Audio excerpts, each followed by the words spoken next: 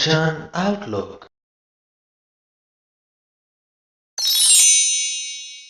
ਆਸਾ ਮਹਿਲਾ ਪਹਿਲਾ।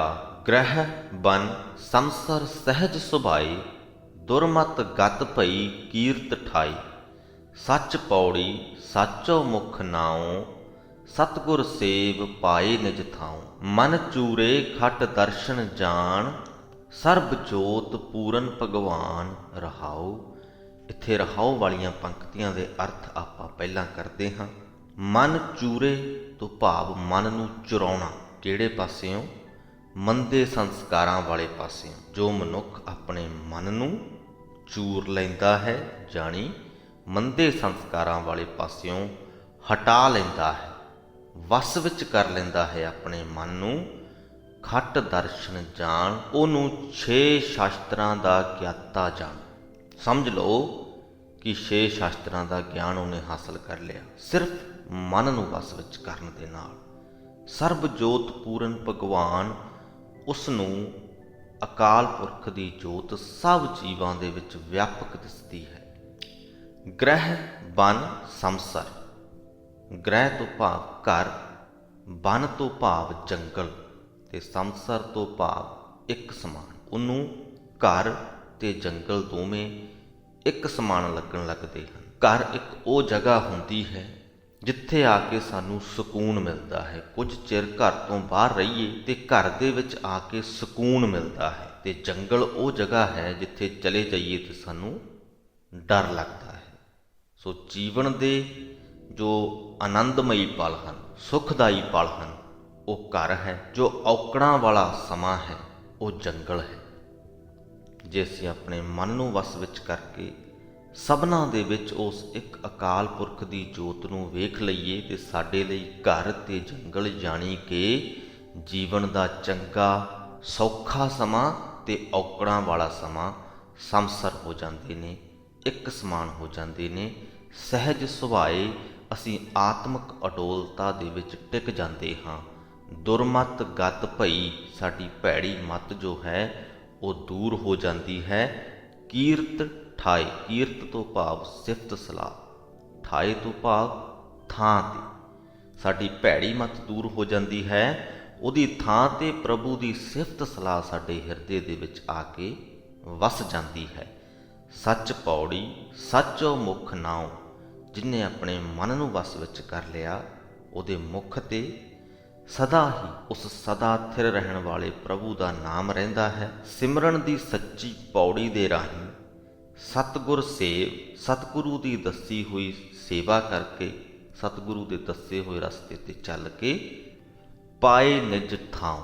ਉਹ ਅਜਿਹਾ ਆਤਮਿਕ ਟਿਕਾਣਾ, ਨਿਜ ਥਾਉ ਤੋਂ ਭਾਵ ਆਤਮਿਕ ਟਿਕਾਣਾ, ਅਜਿਹਾ ਆਤਮਿਕ ਟਿਕਾਣਾ ਲੱਭ ਲੈਂਦਾ ਹੈ, ਹਾਸਲ ਕਰ ਲੈਂਦਾ ਹੈ, ਜੋ ਸਦਾ ਬਣਿਆ ਰਹਿੰਦਾ ਹੈ, ਜਿਹਦੇ ਵਿੱਚ ਕੋਈ ਤਬਦੀਲੀ ਨਹੀਂ ਆਉਂਦੀ। ਸਾਡੇ ਜੀਵਨ ਦੇ ਵਿੱਚ ਸਾਡੀਆਂ ਤਮਾਮ ਜੋ ਮੁਸ਼ਕਲਾਂ ਹਨ, ਉਹ ਸਮੇਂ ਜਦੋਂ ਸਾਨੂੰ ਔਖਾ ਲੱਗਦਾ ਹੈ, ਅਕਸਰ ਇਸ ਕਰਕੇ ਹੁੰਦੇ ਨੇ ਕਿ ਜੋ ਸਾਡਾ ਮਨ ਹੈ ਉਹ ਟਿਕਿਆ ਹੋਇਆ ਨਹੀਂ। ਇੱਕ ਇੱਕ ਪਲ ਤੇ ਸਾਡਾ ਮਨ ਬਦਲਦਾ ਹੈ, ਇੱਕ ਇੱਕ ਪਲ ਤੇ। ਇਸ ਪਲ ਅਸੀਂ ਕੁਝ ਹੋਰ ਸੋਚ ਰਹੇ ਹਾਂ, ਮਹਿਸੂਸ ਕਰ ਰਹੇ ਹਾਂ, ਅਗਲੇ ਹੀ ਪਲ ਅਸੀਂ ਕੁਝ ਹੋਰ ਸੋਚਦੇ ਪਏ ਹੁੰਦੇ ਹਾਂ, ਕਿਤੇ ਹੋਰ ਹੀ ਖੁੱਬੇ ਹੁੰਦੇ ਹਾਂ। ਸਾਡਾ ਮਨ ਜੋ ਹੈ ਇੱਧਰ ਉੱਧਰ ਭਟਕ ਰਿਹਾ ਹੈ। ਤੇ ਜੇ ਅਸੀਂ ਆਤਮਿਕ ਅਡੋਲਤਾ ਹਾਸਲ ਕਰ ਲਈਏ, ਉਹ ਇੱਕ ਅਜਿਹੀ ਅਵਸਥਾ ਹੈ ਜਿੱਥੇ ਸਾਡਾ ਮਨ ਇੱਕ ਥਾਂ ਤੇ ਟਿਕ ਜਾਂਦਾ ਹੈ, ਨਿਜ ਥਾਉ, ਇੱਕ ਥਾਂ ਤੇ ਟਿਕ ਜਾਂਦਾ ਹੈ, ਭਟਕਦਾ ਨਹੀਂ। ਜੀਵਨ ਦੇ ਵਿੱਚ ਜੋ ਵੀ ਹੋ ਜਾਏ, ਚੰਗਾ ਸਮਾਂ ਆ ਜਾਏ ਉਛਲਦਾ ਨਹੀਂ, ਮਾੜਾ ਸਮਾਂ ਆ ਜਾਏ ਘਬਰਾਉਂਦਾ ਨਹੀਂ, ਇੱਕ ਸਮਾਨ, ਇੱਕ ਸਥਿਰ ਅਵਸਥਾ ਦੇ ਵਿੱਚ ਹੀ ਟਿਕਿਆ ਰਹਿੰਦਾ ਹੈ। ਅਧਿਕ ਤਿਆਸ ਭੇਖ ਬਹੁ ਕਰੈ, ਦੁੱਖ ਵਿਖਿਆ ਸੁਖ ਤਨ ਪਰ ਹਰੈ। ਜੋ ਮਨੁੱਖ ਮਨ ਨੂੰ ਮਾਰਨ ਦੀ ਬਜਾਏ, ਮਨ ਨੂੰ ਵਸ ਵਿੱਚ ਕਰਨ ਦੀ ਬਜਾਏ ਮਾਇਆ ਦੀ ਵਧੇਰੇ ਤ੍ਰਿਸ਼ਨਾ ਆਪਣੇ ਅੰਦਰ ਰੱਖਦਾ ਹੈ, ਬਹੁ ਪ੍ਰਕਾਰ ਦੇ ਭੇਖ ਕਰਦਾ ਹੈ। ਉਹ ਧਾਰਮਿਕ ਭੇਖ ਵੀ ਹੋ ਸਕਦੇ ਹਨ, ਧਾਰਮਿਕ ਲਿਬਾਸ ਪਹਿਨਣਾ, ਧਾਰਮਿਕ ਕਿਰਿਆ ਕਰਮ ਕਰਨੇ, ਦਾਨ ਪੁੰਨ ਕਰਨਾ ਤੇ ਵਿਖਾਉਣਾ ਕਿ ਮੈਂ ਇਹ ਸਭ ਕਰ ਰਿਹਾ ਹਾਂ। ਜੋ ਮਨੁੱਖ ਮਨ ਨੂੰ ਮਾਰਨ ਦੀ ਬਜਾਏ ਇਹ ਸਭ ਕਰਦਾ ਹੈ, ਅੰਦਰ ਆਪਣੇ ਮਾਇਆ ਦੀ ਵਧੇਰੇ ਤ੍ਰਿਸ਼ਨਾ ਰੱਖਣੀ, ਬਹੁ ਪ੍ਰਕਾਰ ਦੇ ਭੇਖ ਕਰਨੇ, ਦੁੱਖ ਵਿਖਿਆ, ਮਾਇਆ ਦੀ ਤ੍ਰਿਸ਼ਨਾ ਤੋਂ ਪੈਦਾ ਹੋਇਆ ਦੁੱਖ, ਸੁੱਖ ਤਨ ਪਰ ਹਰੈ, ਉਹਦੇ ਤਨ ਦੇ ਵਿੱਚੋਂ ਜੋ ਸੁੱਖ ਹੈ ਉਹਨੂੰ ਖਤਮ ਕਰ ਦਿੰਦਾ ਹੈ, ਨਾਸ ਕਰ ਦਿੰਦਾ ਹੈ। ਕਾਮ ਕ੍ਰੋਧ ਅੰਤਰ ਧਨ ਹਿਰੈ, ਉਹਦੇ ਅੰਦਰ ਜੋ ਨਾਮ ਧਨ ਹੈ, ਕਾਮ ਕ੍ਰੋਧ ਆਦਿਕ ਵਿਕਾਰ ਉਸ ਨਾਮ ਧਨ ਨੂੰ ਚੁਰਾ ਕੇ ਲੈ ਜਾਂਦੇ ਹਨ। ਇਹਨਾਂ ਸਭ ਤੋਂ ਬਚਣ ਦਾ ਤਰੀਕਾ ਵੀ ਗੁਰੂ ਜੀ ਸਾਨੂੰ ਦੱਸਦੇ ਹਨ। ਕਹਿੰਦੇ ਦੁਬਿਧਾ ਛੋੜ ਨਾਮ ਨਿਸਤਰੈ। ਇਹਨਾਂ ਸਭ ਤੋਂ ਬਚਣ ਦਾ, ਇਹਨਾਂ ਸਭ ਤੋਂ ਪਾਰ ਲੰਘਣ ਦਾ, ਨਿਸਤਰੈ ਤੋਂ ਭਾਵ ਪਾਰ ਲੰਘਣਾ, ਇੱਕ ਹੀ ਤਰੀਕਾ ਹੈ, ਪਰਮਾਤਮਾ ਦੇ ਨਾਮ ਦੇ ਵਿੱਚ ਜੁੜਨਾ, ਦੁਬਿਧਾ ਨੂੰ ਛੱਡ ਦੇਣਾ। ਦੁਬਿਧਾ ਤੋਂ ਅਨੇਕਾਂ ਹੀ ਕਲੇਸ਼ ਪੈਦਾ ਹੁੰਦੇ ਨੇ। ਸੋ ਜੇ ਦੁਬਿਧਾ ਛੱਡ ਦੇਈਏ ਤੇ ਸਾਡੇ ਮਨ ਦੇ ਬਹੁਤ ਸਾਰੇ ਕਲੇਸ਼ ਆਪਣੇ ਆਪ ਹੀ ਖਤਮ ਹੋ ਜਾਂਦੇ ਨੇ। ਸਿਫਤ ਸਲਾਹਣ ਸਹਿਜ ਆਨੰਦ, ਸਖਾ ਸੈਨ ਪ੍ਰੇਮ ਗੋਬਿੰਦ। ਜਿਨ੍ਹੇ ਆਪਣੇ ਮਨ ਨੂੰ ਵਸ ਵਿੱਚ ਕਰ ਲਿਆ, ਉਹ ਪ੍ਰਭੂ ਦੀ ਸਿਫਤ ਸਲਾਹ ਦੇ ਵਿੱਚ ਆਪਣੇ ਮਨ ਨੂੰ ਜੋੜਦਾ ਹੈ, ਸਹਿਜ ਅਵਸਥਾ ਦਾ ਆਨੰਦ ਮਾਣਦਾ ਹੈ। ਗੋਬਿੰਦ ਪ੍ਰਭੂ ਨੂੰ ਆਪਣਾ ਸਖਾ ਮਿੱਤਰ ਸਮਝਦਾ ਹੈ। ਆਪੇ ਕਰੇ ਆਪੇ ਬਖਸ਼ਿੰਦ, ਤਨ ਮਨ ਹਰ ਪਹਿ ਆਗੈ ਜਿੰਦ। ਉਹ ਆਪਣਾ ਤਨ ਮਨ ਤੇ ਆਪਣੀ ਜਿੰਦ ਉਸ ਪਰਮਾਤਮਾ ਦੇ ਪੈਰਾਂ ਦੇ ਵਿੱਚ ਨਿਸ਼ਾਵਰ ਕਰ ਦਿੰਦਾ ਹੈ। ਉਹਨੂੰ ਇਸ ਗੱਲ ਦਾ ਯਕੀਨ ਬਣਿਆ ਰਹਿੰਦਾ ਹੈ ਕਿ ਆਪੇ ਕਰੇ ਆਪੇ ਬਖਸ਼ਿੰਦ। ਉਹ ਪਰਮਾਤਮਾ ਆਪ ਹੀ ਜੀਵਾਂ ਨੂੰ ਪੈਦਾ ਕਰਦਾ ਹੈ ਤੇ ਆਪ ਹੀ ਉਹਨਾਂ ਨੂੰ ਬਖਸ਼ਿਸ਼ਾਂ ਦਿੰਦਾ ਹੈ। ਝੂਠ ਵਿਕਾਰ ਮਹਾ ਦੁੱਖ ਦੇ, ਭੇਖ ਵਰਨ ਦੀਸੈ ਸਭ ਖੇ। ਉਹਦੇ ਲਈ ਜੀਵਨ ਦੇ ਵਿੱਚ ਝੂਠ ਬਹੁਤ ਵੱਡਾ ਦੁੱਖ ਦੇਣ ਵਾਲਾ ਵਿਕਾਰ ਹੈ।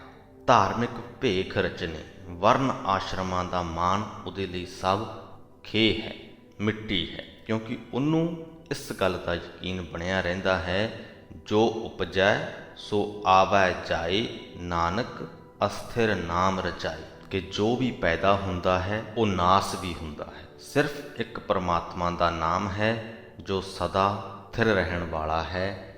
ਨਾਮ ਦੇ ਵਿੱਚੋਂ ਹੀ ਰਚ ਆਉਂਦਾ ਹੈ। ਆਸਾ ਮਹਿਲਾ ਪਹਿਲਾ।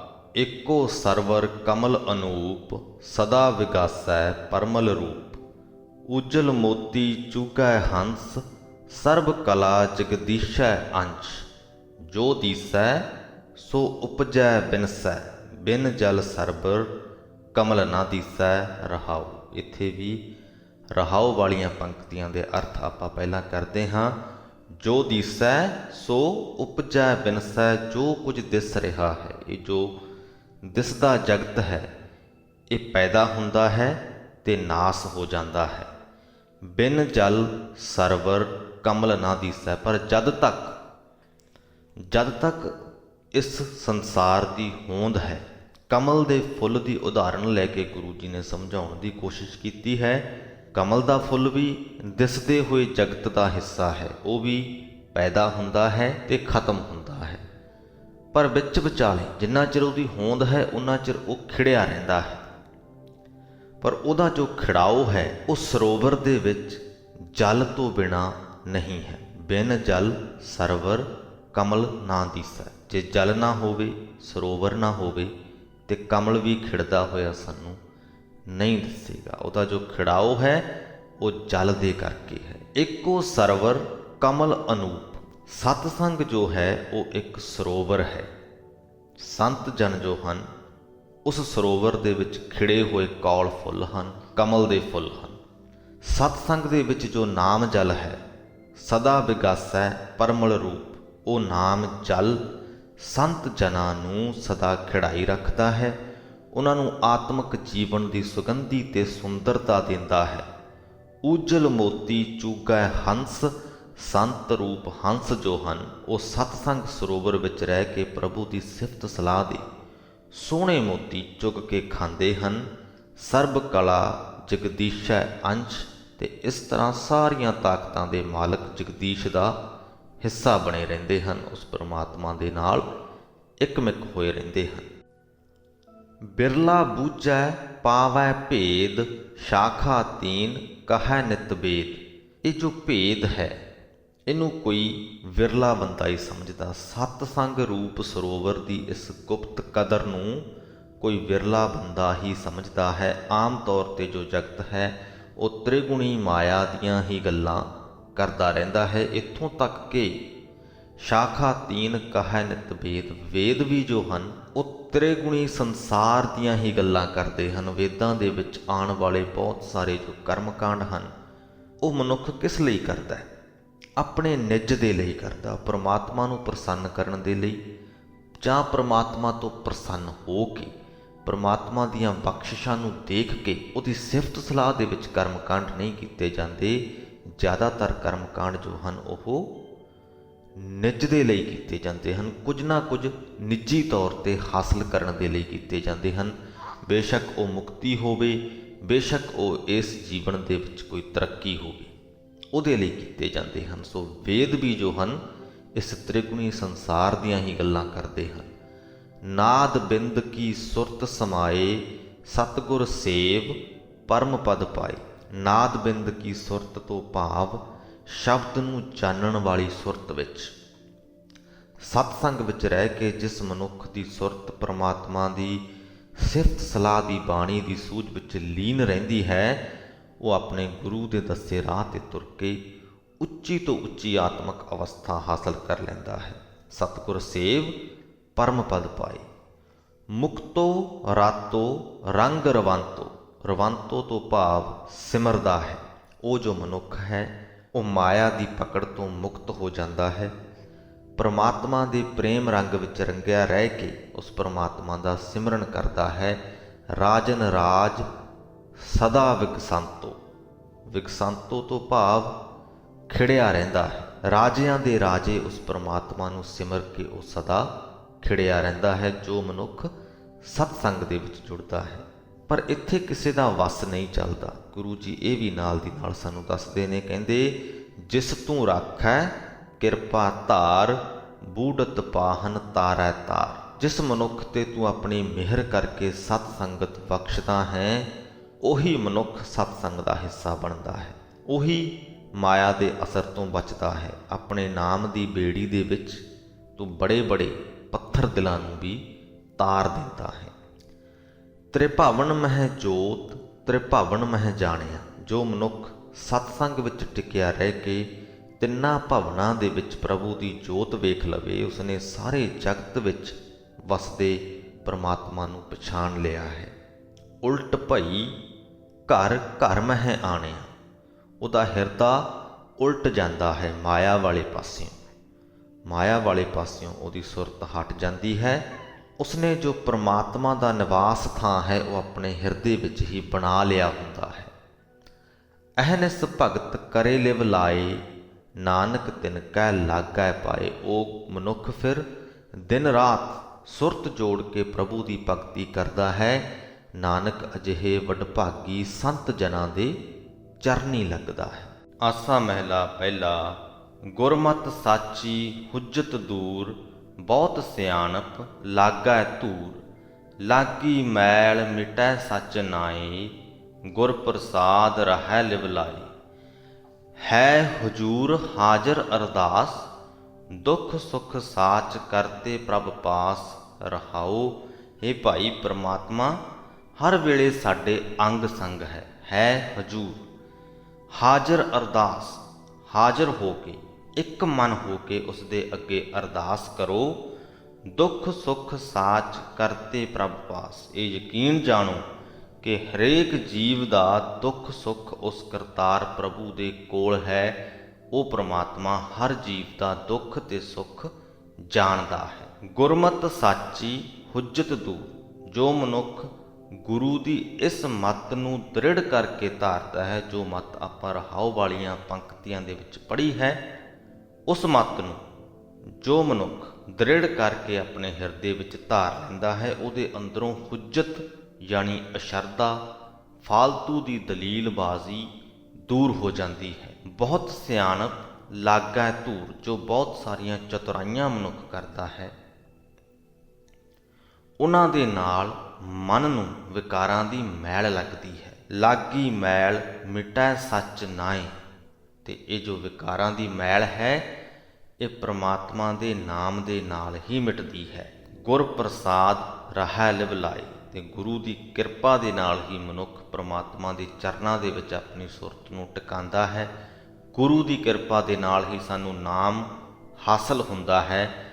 ਨਾਮ ਦੀ ਬਰਕਤ ਦੇ ਨਾਲ ਸਾਡੇ ਮਨ ਤੋਂ ਵਿਕਾਰਾਂ ਦੀ ਉਹ ਮੈਲ ਲੱਥਦੀ ਹੈ ਜਿਹੜੀ ਸਾਡੀਆਂ ਚਤੁਰਾਈਆਂ, ਸਾਡੀਆਂ ਬਹੁਤੀਆਂ ਸਿਆਣਪਾਂ ਕਰਕੇ ਚੜ੍ਹੀ ਹੁੰਦੀ ਹੈ। ਕੂੜ ਕਮਾਵੈ ਆਵੈ ਜਾਵੈ। ਜੋ ਮਨੁੱਖ ਅਸ਼ਰਧਾ ਭਰੀਆਂ ਚਤੁਰਾਈਆਂ ਦੀ ਵਿਅਰਥ ਕਮਾਈ ਕਰਦਾ ਹੈ, ਕੂੜ ਕਮਾਉਂਦਾ ਹੈ, ਉਹ ਆਉਂਦਾ ਜਾਂਦਾ ਰਹਿੰਦਾ ਹੈ, ਜਨਮ ਮਰਨ ਦੇ ਗੇੜ ਵਿੱਚ ਪਿਆ ਰਹਿੰਦਾ ਹੈ। ਕਹਿਣ ਕਥਨ ਵਾਰਾ ਨਹੀਂ ਆਵੈ। ਉਸ ਦੀਆਂ ਇਹ ਵਿਅਰਥ ਗੱਲਾਂ ਜੋ ਹਨ ਇਹ ਕਦੇ ਮੁੱਕਦੀਆਂ ਹੀ ਨਹੀਂ। ਕਿਆ ਦੇਖਾ ਸੂਝ ਬੂਝ ਨਾ ਪਾਵੈ। ਅਗਿਆਨੀ ਅੰਨੇ ਨੇ ਹੁੱਦਤਾਂ ਵਿੱਚ ਹੀ ਰਹਿ ਕੇ, ਅਸ਼ਰਧਾ ਵਿੱਚ ਹੀ ਰਹਿ ਕੇ ਅਸਲੀਅਤ ਤੇ ਵੇਖੀ ਨਹੀਂ, ਇਸ ਵਾਸਤੇ ਉਹਨੂੰ ਕੋਈ ਸਮਝ ਨਹੀਂ ਆਉਂਦੀ, ਸੂਝ ਬੂਝ ਪਾ ਹੀ ਨਹੀਂ ਪਾਉਂਦਾ। ਬਿਨ ਨਾਵੈ ਮਨ ਤ੍ਰਿਪਤ ਨਾ ਆਵੈ। ਪ੍ਰਮਾਤਮਾ ਦੇ ਨਾਮ ਤੋਂ ਬਿਨਾਂ ਉਹਦੇ ਮਨ ਨੂੰ ਸ਼ਾਂਤੀ ਨਹੀਂ ਆਉਂਦੀ, ਤ੍ਰਿਪਤੀ ਨਹੀਂ ਆਉਂਦੀ। ਜੋ ਜਨਮੇ ਸੇ ਰੋਗ ਵਿਆਪੇ। ਇਸ ਜਗਤ ਦੇ ਵਿੱਚ ਜੋ ਵੀ ਜੀਵ ਪੈਦਾ ਹੋਏ ਨੇ, ਜੋ ਵੀ ਜੀਵ ਜਨਮ ਲੈਂਦੇ ਨੇ, ਉਹ ਆਤਮਕ ਰੋਗ ਦੇ ਵਿੱਚ ਦੱਬੇ ਰਹਿੰਦੇ ਨੇ। ਉਹਨਾਂ ਨੂੰ ਆਤਮਕ ਰੋਗ ਲੱਗਦਾ ਹੀ ਲੱਗਦਾ। ਹਉਮੈ ਮਾਇਆ ਦੁਖ ਸੰਤਾਪੇ। ਉਹਨਾਂ ਦੇ ਅੰਦਰ ਹਉਮੈ ਵੀ ਹੁੰਦੀ ਹੈ, ਮਾਇਆ ਦਾ ਮੋਹ ਵੀ ਹੁੰਦਾ ਹੈ, ਤੇ ਇਹ ਦੋਵੇਂ ਹੀ ਉਹਨਾਂ ਦੇ ਮਨ ਵਿੱਚ ਦੁੱਖ ਕਲੇਸ਼ ਪਾਈ ਰੱਖਦੇ ਹਨ। ਸੇ ਜਨ ਬਾਚੇ ਜੋ ਪ੍ਰਭ ਰਾਖੇ। ਸਾਰਿਆਂ ਦੇ ਨਾਲ ਇਦਾਂ ਨਹੀਂ ਹੁੰਦਾ। ਕੁਝ ਲੋਕ ਇਸ ਰੋਗ ਤੋਂ, ਇਸ ਆਤਮਕ ਰੋਗ ਤੋਂ, ਮਾਇਆ ਦੇ ਮੋਹ ਤੋਂ, ਹਉਮੈ ਦੇ ਦੁੱਖ ਤੋਂ ਬਚ ਵੀ ਜਾਂਦੇ ਨੇ, ਤੇ ਬਚਦੇ ਉਹੀ ਨੇ ਜਿਨ੍ਹਾਂ ਨੂੰ ਉਹ ਪ੍ਰਮਾਤਮਾ ਆਪ ਰੱਖਦਾ ਹੈ। ਸੇ ਜਨ ਬਾਚੇ ਜੋ ਪ੍ਰਭ ਰਾਖੇ।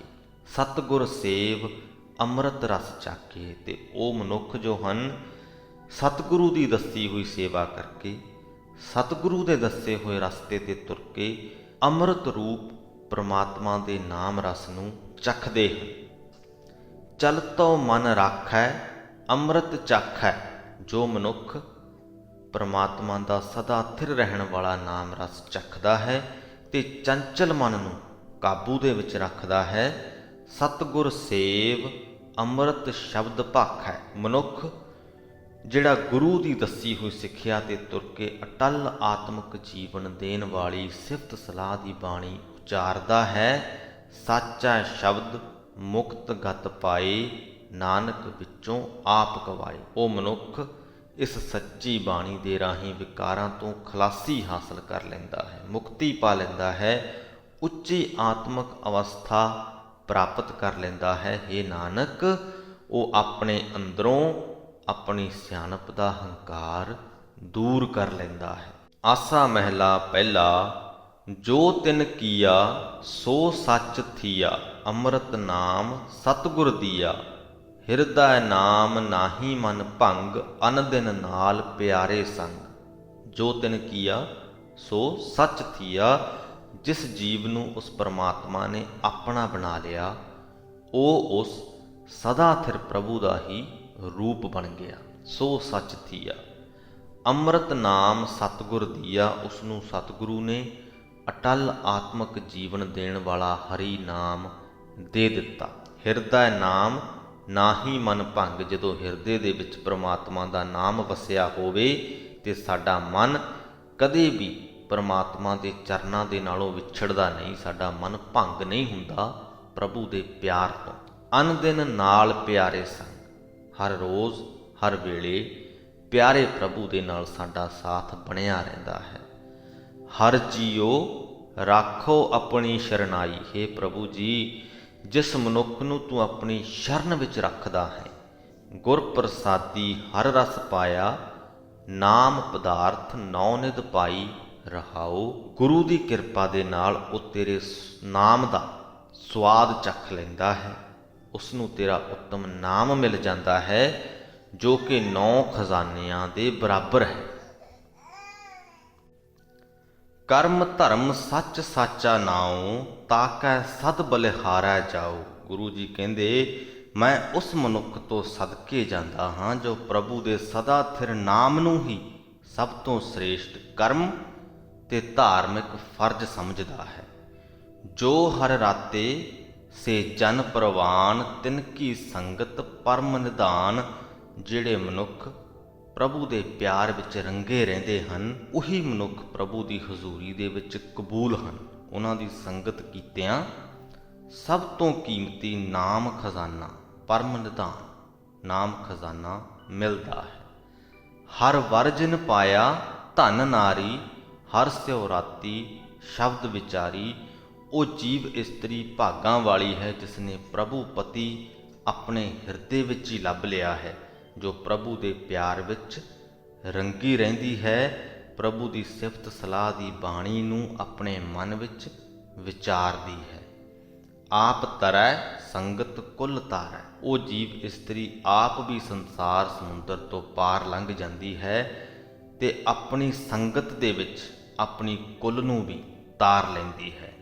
ਸਤਿਗੁਰ ਸੇਵ ਤਤ ਵਿਚਾਰੈ। ਸਤਿਗੁਰੂ ਦੇ ਦੱਸੇ ਰਾਹ ਉੱਤੇ ਤੁਰ ਕੇ ਮਨੁੱਖਾ ਜਨਮ ਦਾ ਅਸਲ ਲਾਭ ਉਹ ਆਪਣੀਆਂ ਅੱਖਾਂ ਦੇ ਸਾਹਮਣੇ ਰੱਖਦੀ ਹੈ। ਜੋ ਅਸਲੀਅਤ ਹੈ ਸਾਡੇ ਜੀਵਨ ਦੀ, ਉਹਦੀ ਵਿਚਾਰ ਕਰਦੀ ਹੈ। ਹਮਰੀ ਜਾਤ ਪਾਤ ਸੱਚ ਨਾਉ। ਗੁਰੂ ਜੀ ਕਹਿੰਦੇ ਕਿਸੇ ਨੂੰ ਆਪਣੀ ਉੱਚੀ ਜਾਤ ਦਾ ਮਾਣ ਹੁੰਦਾ ਹੈ, ਕਿਸੇ ਨੂੰ ਚੰਗੀ ਕੁੱਲ ਦਾ ਮਾਣ ਹੁੰਦਾ ਹੈ, ਪਰ ਸਾਡੇ ਲਈ ਤੇ ਕਹਿੰਦੇ ਉਸ ਪ੍ਰਮਾਤਮਾ ਦਾ ਸਦਾ ਥਿਰ ਨਾਮ ਹੀ ਜਾਤ ਹੈ ਤੇ ਮੇਰੀ ਇੱਜ਼ਤ ਹੈ। ਕਰਮ ਧਰਮ ਸੰਜਮ ਸਤ ਭਾਉ। ਕਹਿੰਦੇ ਹੇ ਪ੍ਰਮਾਤਮਾ ਜੀ, ਤੇਰਾ ਸੱਚਾ ਪਿਆਰ ਹੀ ਮੇਰੇ ਲਈ ਧਾਰਮਿਕ ਕਰਮ ਧਰਮ ਤੇ ਜੀਵਨ ਯੁਕਤ ਹੈ। ਨਾਨਕ ਬਖਸ਼ੇ ਪੂਛ ਨਾ ਹੋਏ, ਦੂਜਾ ਮੇਟੇ ਏਕੋ ਸੋਈ। ਹੇ ਨਾਨਕ, ਜਿਸ ਮਨੁੱਖ ਉੱਤੇ ਪ੍ਰਭੂ ਆਪਣੇ ਨਾਮ ਦੀ ਬਖਸ਼ਿਸ਼ ਕਰਦਾ ਹੈ, ਨਾਨਕ ਬਖਸ਼ੇ ਪੂਛ ਨਾ ਹੋਏ, ਉਹਦੇ ਤੋਂ ਫਿਰ ਉਹਦੇ ਕਰਮਾਂ ਦਾ ਲੇਖਾ ਜੋਖਾ ਨਹੀਂ ਮੰਗਿਆ ਜਾਂਦਾ। ਦੂਜਾ ਮੇਟੇ ਇੱਕੋ ਸੋਏ। ਉਹਦੇ ਲਈ ਪ੍ਰਮਾਤਮਾ ਤੋਂ ਸਿਵਾਏ ਹੋਰ ਕੋਈ ਦੂਜਾ ਆਸਰਾ ਨਹੀਂ ਰਹਿ ਜਾਂਦਾ। ਉਸ ਨੂੰ ਹਰ ਵੇਲੇ ਹਰ ਪਾਸੇ ਇੱਕ ਪ੍ਰਭੂ ਹੀ ਦਿਸਦਾ ਹੈ। ਸੋ ਇਸ ਦੇ ਨਾਲ ਹੀ ਸ੍ਰੀ ਗੁਰੂ ਗ੍ਰੰਥ ਸਾਹਿਬ ਜੀ ਦੇ 352ਵੇਂ ਅੰਗ ਦੀ ਬਾਣੀ ਦੀ ਵਿਆਖਿਆ ਦੀ ਸਮਾਪਤੀ ਹੁੰਦੀ ਹੈ ਜੀ।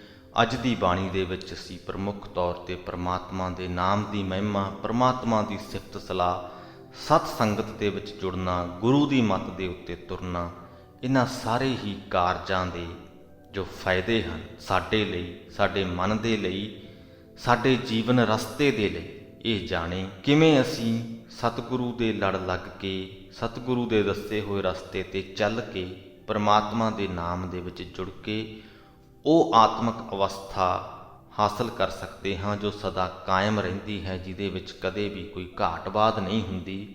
ਜੀਵਨ ਦੇ ਰਸਤੇ ਸੌਖੇ ਹੋਣ ਭਾਵੇਂ ਔਖੇ ਹੋਣ, ਸਾਨੂੰ ਇੱਕ ਸਮਾਨ ਲੱਗਦੇ ਨੇ। ਆਓ ਅਸੀਂ ਦ੍ਰਿੜਤਾ ਦੇ ਨਾਲ ਗੁਰੂ ਦੀ ਬਾਣੀ ਦੇ ਲੜ ਲੱਗੇ ਰਹੀਏ, ਗੁਰੂ ਦੀ ਬਾਣੀ ਨੂੰ ਸਮਝਦੇ ਰਹੀਏ, ਆਪਣੇ ਜੀਵਨ ਦਾ ਅਨਿੱਖੜਵਾਂ ਅੰਗ ਬਣਾ ਲਈਏ, ਤਾਂ ਕਿ ਸਾਡੇ ਲਈ ਵੀ ਸਾਡਾ ਘਰ ਵੀ ਤੇ ਜੰਗਲ ਵੀ ਇੱਕ ਸਮਾਨ ਹੋ ਜਾਏ। ਜੀਵਨ ਦੇ ਸੌਖਾ ਸਮਾਂ ਤੇ ਔਖਾ ਸਮਾਂ ਇੱਕ ਸਮਾਨ ਹੋ ਜਾਏ। ਇਸੇ ਸੰਦੇਸ਼ ਦੇ ਨਾਲ ਹੀ ਅੱਜ ਦੀ ਵੀਡੀਓ ਦੀ ਸਮਾਪਤੀ ਕਰਦੇ ਹਾਂ ਜੀ। ਵਾਹਿਗੁਰੂ ਜੀ ਕਾ ਖਾਲਸਾ, ਵਾਹਿਗੁਰੂ ਜੀ ਕੀ ਫਤਿਹ।